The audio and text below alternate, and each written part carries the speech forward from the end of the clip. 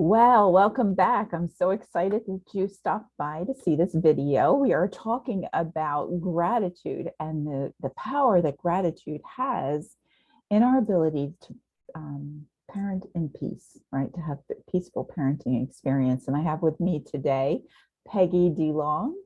Did I get that right? DeLong. We've been friends for a long time, but I call you by your first name. I didn't think about your last name, but yeah, and she is our expert in gratitude. So I'm so excited. You know, I talk a lot about it, and I'm Laura Greco, by the way, and the founder of the Resilient Mama movement. And resilience requires various ways, right, for us to get to that resilience. And really what I'm talking about is adaptive resilience. So resilience in such a way that we can not only bounce back, but bounce forward, like, and learn and utilize new tools, that empowerment of feeling agile and able to pivot at any moment, right? But that all requires an inside job, right? Us being able to connect with ourselves, to find the peace within ourselves, and then be able to also discover that with our families, our children, our spouse, and so many other people that we may deal with in life, you know, and every day. So without further ado, before we go too far into the conversation, I would like to have Peggy introduce herself. Tell us about you and your path and how Sure. it led you to this gratitude, this Yes. thing that you do. Well, I love the way you described resilience, because resilience really is about moving forward, not just bouncing back to where we used to be, but growing from that. I like the idea of growing. And so when you asked me like where my path and where I came from, the gratitude came from post-traumatic growth, from resilience that came from trauma in my life when I lost my fiance to cancer. And in those darkest days, when I discovered the power of gratitude through a simple cup of hazelnut coffee, when the doctors said that there was nothing left that they could do to save his life, and I sat by his side every night as the visitors would leave at 8 p.m. and I was allowed to stay, and I would journal and drink my hazelnut coffee, I couldn't understand why that cup of coffee meant so much to me back then. Now I do. Now I understand that I was practicing gratitude for something that was so predictable when my entire world was unpredictable. You know, I didn't know if he was going to die that day. I didn't know if he'd be able to open his eyes and look at me that day. Every day was so anxiety provoking and unpredictable. But the one thing that brought me comfort was that cup of hazelnut coffee, because it was so predictable. It reminded me of being home with and drinking coffee with my mother. The aroma permeated his hospital room and made it seem less sterile. It was just so comforting. In hindsight, I realized that what I was doing was gratitude. So now it has become my professional and personal mission for anybody who will listen to me, to talk about the power of gratitude, that it truly is most powerful on our difficult days. So don't save gratitude for when you're happy or when you feel you've got something huge to be grateful for. Gratitude is most powerful on our most difficult days. And it is my go-to thing whenever I'm in a low mood, having anxiety about a problem, anything at all. It works like a charm. I love that it's free. It's accessible to us any minute of the day, including 3 o'clock in the morning when you're trying to get back to sleep. And it requires very little time or energy to really benefit and harness the power of gratitude. And that's why I love it so much, and why it has really become my mission to help people find creative, fun ways that don't get boring so we can do it every single day. I love this. So thank you so much for that entire description. It's beautiful. And if I may add one little thing to that hazelnut coffee is not only was it the smell and the predictability, but likely it was the warming of your body, right? It was a comfort, it was like a hug inside that likely was so appealing to you at that time period. And I just think about that because when I have that warm cup of tea or whatever, you know, I'm appreciating that's part of what it is. It's just that warmness, right? Yes, yes, absolutely. Warm, putting my hands around the Yeah. cup. Sometimes it was a styrofoam cup, but it was still warm. And yes, and it's interesting. The research actually demonstrates that when people are enjoying a warm beverage together, they report greater closeness than if they were drinking a cold beverage. Just a little piece of A little research that's science behind it. yes, I love little bit of that. science. Thank you. Awesome. That's why it's so nice to get together with a friend over a cup of hot tea Yeah, or coffee, something yeah, warm. yeah. So, and when we think of gratitude, so gratitude is sort of this great big buzzword, right? And people are like, oh, I gotta have a gratitude journal and all of this. And I am not discounting that at all. But what I like to do is hone in on ways to create gratitude within ourselves and in our writings and in our life that feels uplifting, because it can come rote, right? It can become something we just, oh, that's what we have to do at this moment. We have to do this thing. So I have some ideas on how I've up-leveled my own gratitude, but I'd love for you to share some things that you've shared with people about that. Yeah. Sure. And probably the most important message that I like to get across is that practicing gratitude is never at the expense of ignoring your emotional pain. It doesn't go away. We must deal with it. Gratitude is simply a way to move forward. We don't want to get stuck in that pain. So we process it, we feel it intensely, talk to a great friend, journal about it. But then when we're ready to move on, gratitude is a wonderful way to lift our energy level and move forward. So I always like to highlight that too.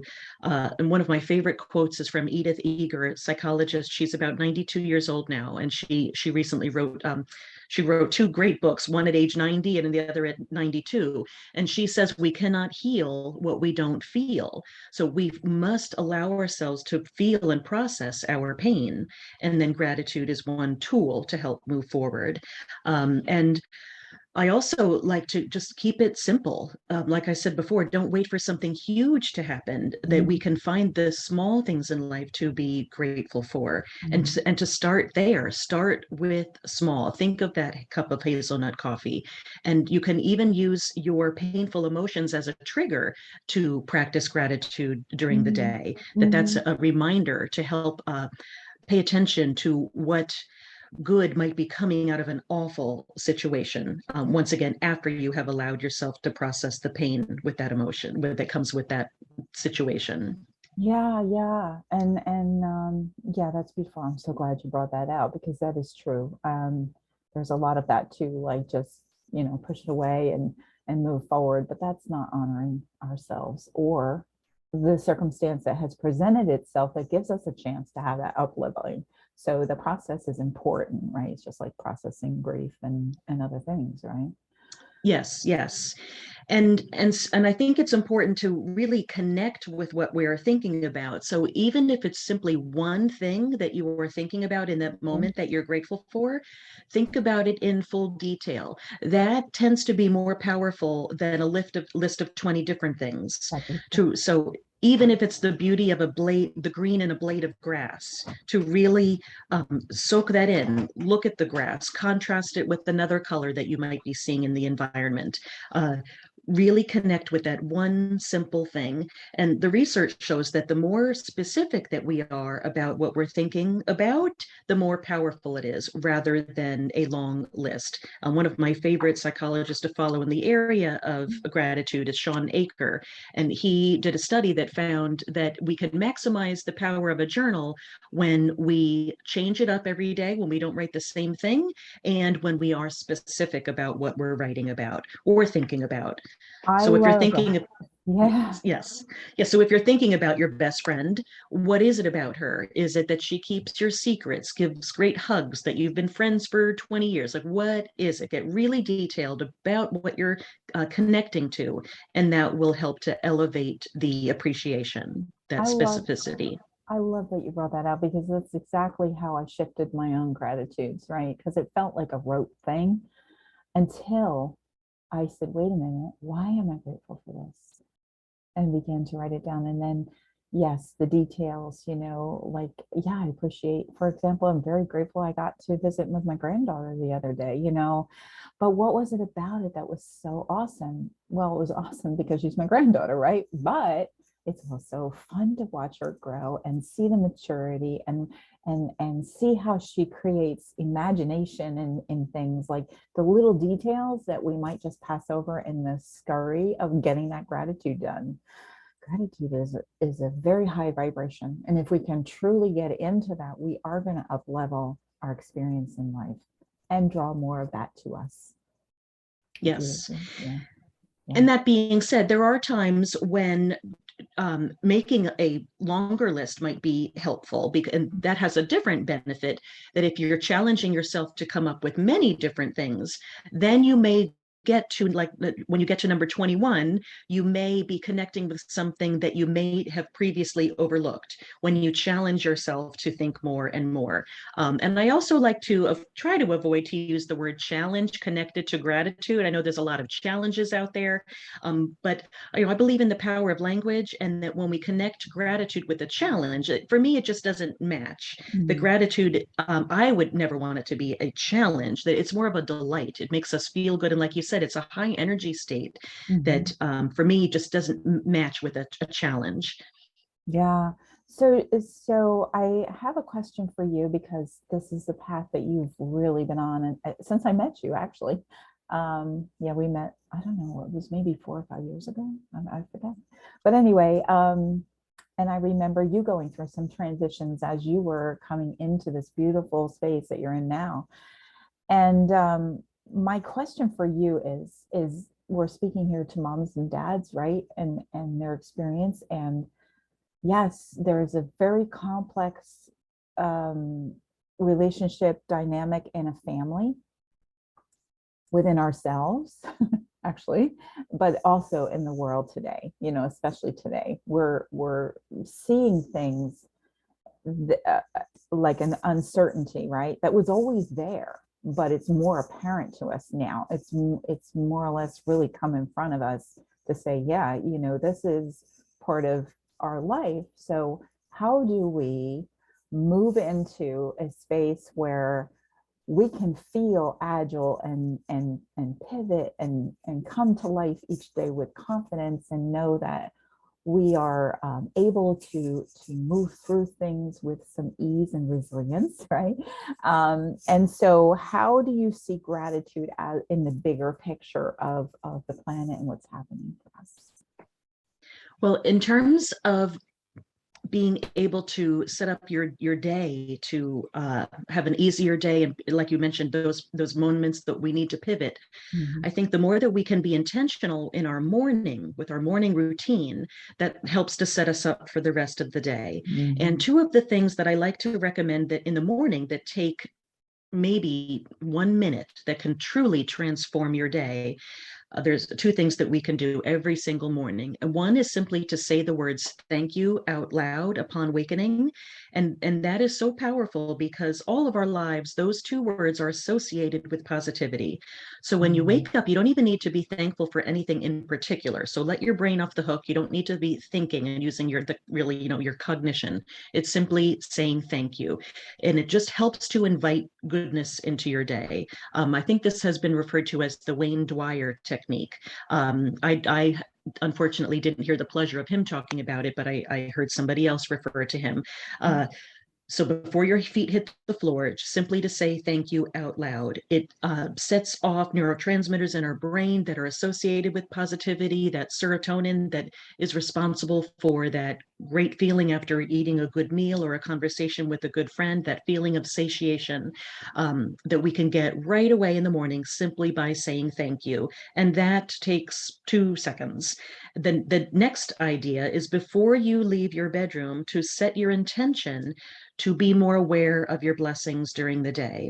And that can be self-talk while you're in the shower. It could be after you brush your teeth. If you connect it to an already existing behavior that you know you're going to do every single day before you leave the bedroom, you are more likely to do that.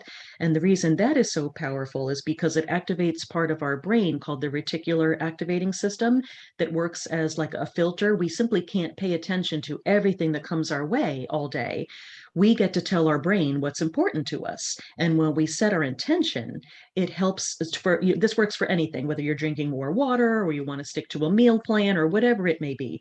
But when you focus on gratitude and talk to yourself, say a simple statement: I'm going to be more aware of all of the blessings in my life today.